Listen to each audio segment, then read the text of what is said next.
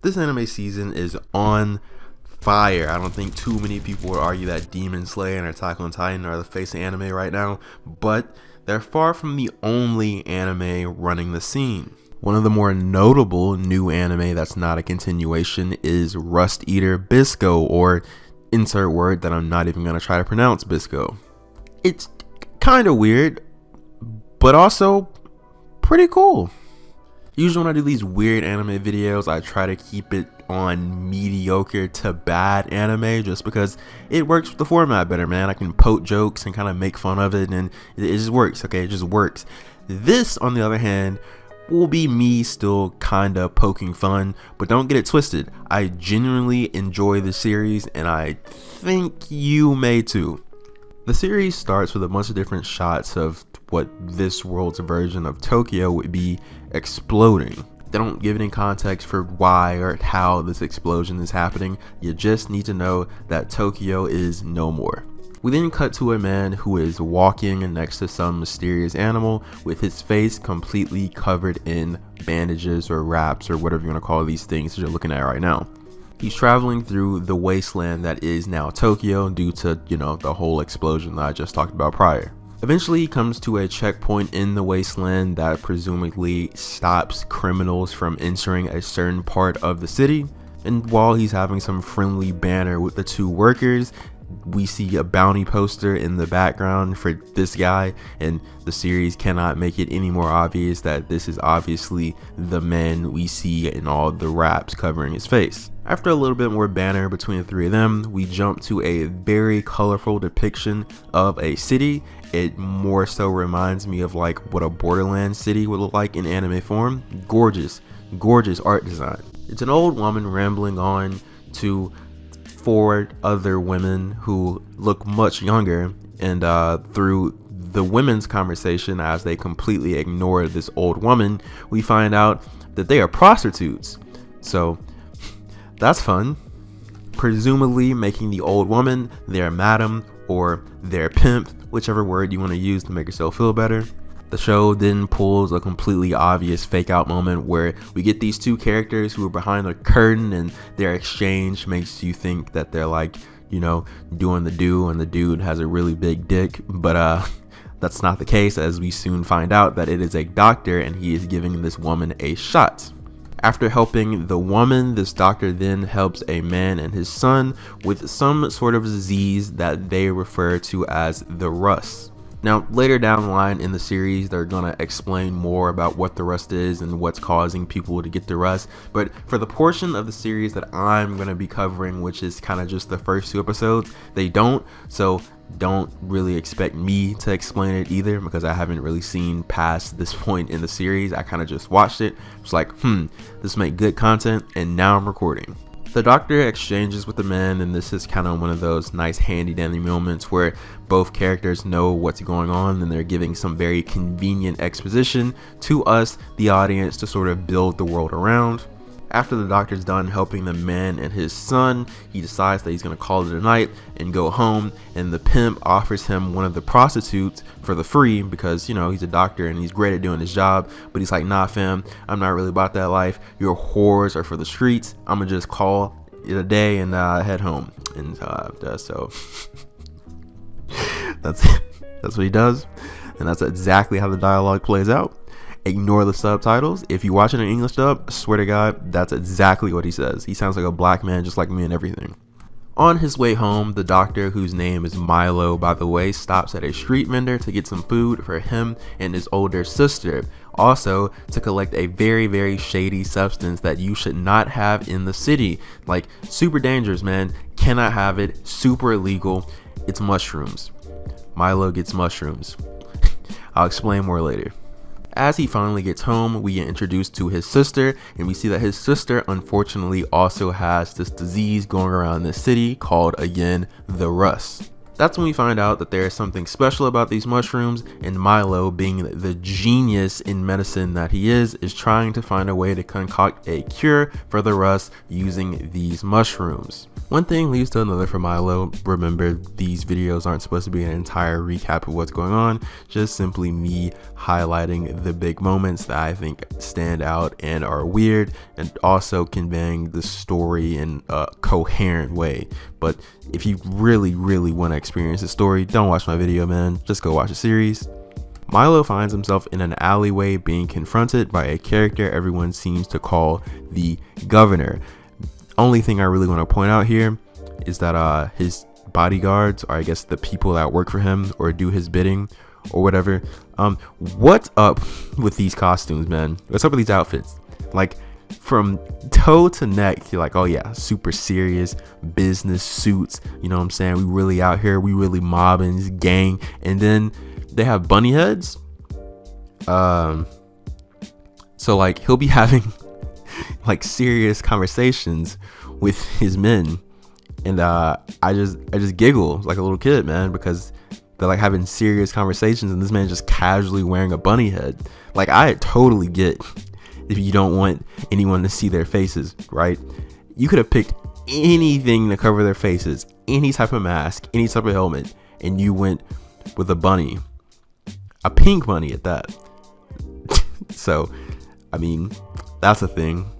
Also, the way that the bunny masks are designed, or the helmets, because they're entire helmets, right? They don't just cover like the front part of these guys' face, it covers the entire head. Why is it looking off to like the right corner? Why are they all doing that? Why couldn't the eyes be like centered? Why? Alright, man, whatever. So the governor makes Milo all nervous, and he grabs his chin, and you know, he does like the evil monologue thing where they like basically sexually assault and kind of make a main character very uncomfortable. Also, yeah, Milo is a guy, remember that? He basically goes on a rant saying, "Ayo, Milo, we could definitely use you in the big leagues, and we could pay you big money for your services as an elite doctor. You know, you need that real money if you really want to help your sister. You can't be out here helping these little losers in the city trying to be a good person. Nah, fam, come work with us." And that's when our main character gets involved. My main man, Bisco, who presents himself as a mushroom terrorist. So we start seeing all these action scenes of Bisco taking on the bunnymen, and he has this arrow that for some reason, whenever it makes contact with something, it makes a bunch of giant mushrooms start to grow. Getting out of joke mode and getting more into serious mode, animation, seriously gorgeous. I noticed that the art style was great, and the art is great obviously, but the actual like animation from one frame to the next, it's smooth, man. It's smooth. I don't know what studio worked on this. I'll look into that maybe, but man, some great animation. So Milo used this as an opportunity to get away from the creepy perv governor guy, and he heads back to his home where his sister is located, and we then find out that his sister is a part of some government thing, but not the government thing that the governor was a part of. He runs some separate thing. She's a part of something or a group called the Watch. Since she's obviously sick with the rust, Milo does not want her to go, but he cannot stop her because of course he can't. So she heads out to help deal with the mushroom terrors, and as she leaves, surprisingly, the mushroom terrorist, aka Bisco, pops up behind Milo, and he's been looking for Milo because he needs a doctor. So at this point in the video, we're kind of shifting gears and transitioning to the second episode. The way that this anime is set up, it's more so telling you the events leading up to the quote-unquote terrorist attack from the perspective of Milo, and then it tells you the events leading up into this moment from the perspective of Bisco. But for the sake of simplicity and convenience and content purposes, I'm going to skip over Bisco's lead up to this moment and kind of just talk as if this episode 1 ending just continues straight forward into episode 2. It kind of does. It's weird. Again, just go watch the series. I'm not really doing you much justice in terms of like if this is a replaceable experience for actually watching the series. So we find out that Bisco was looking for the best doctor around, and that led him to Milo because his mentor, Jabi, is that how you pronounce that? I think, maybe, Jabi. That's probably how you pronounce it. I don't know, it doesn't matter. His mentor, who is an old man, happens to have, what do you know, the rust, and he needs help dealing with it, so he finds Milo. Bisco has the super hard persona, and he's trying to intimidate Milo, and it's kind of working until he finally figures out that you don't really need to do that with Milo, because Milo's a nice guy and he just wants to help people who are hurt, who are dealing with diseases and whatnot, and he just wants to help Jabi out of the goodness of his heart. So Bisco gets Jabi and he takes Milo and he gets him to a safe place underground to allow Milo to work on Jabi and to deal with the rust, also to deal with the shot, because Jabi got shot in the lead up to this moment. Again, not a replacement for watching the series. Go watch it. Then get to more world building, and it becomes very clear that the governor is not within the same line of work as the Watch, even though they both seem to have the same goal of protecting the city and trying to take down Bisco as he's wreaking havoc. They're going about it in different ways. One thing leads to another, and we get this nice confrontation between Milo's sister and Bisco as they're about to fight and throw hands. They square off, and episode 2 ends. And that's the cliffhanger that I'm also going to leave this video on. Within 2 episodes, I don't know too much about the world. I don't know too much about the characters outside of the very introduction level, surface level type of things that we've seen from them. The only real motivation I know from Bisco is that he wants to help his mentor Jabi from dying, and that's pretty much it. Really weird premise. That being said, I'm hooked, man. I'm literally going to hit stop recording.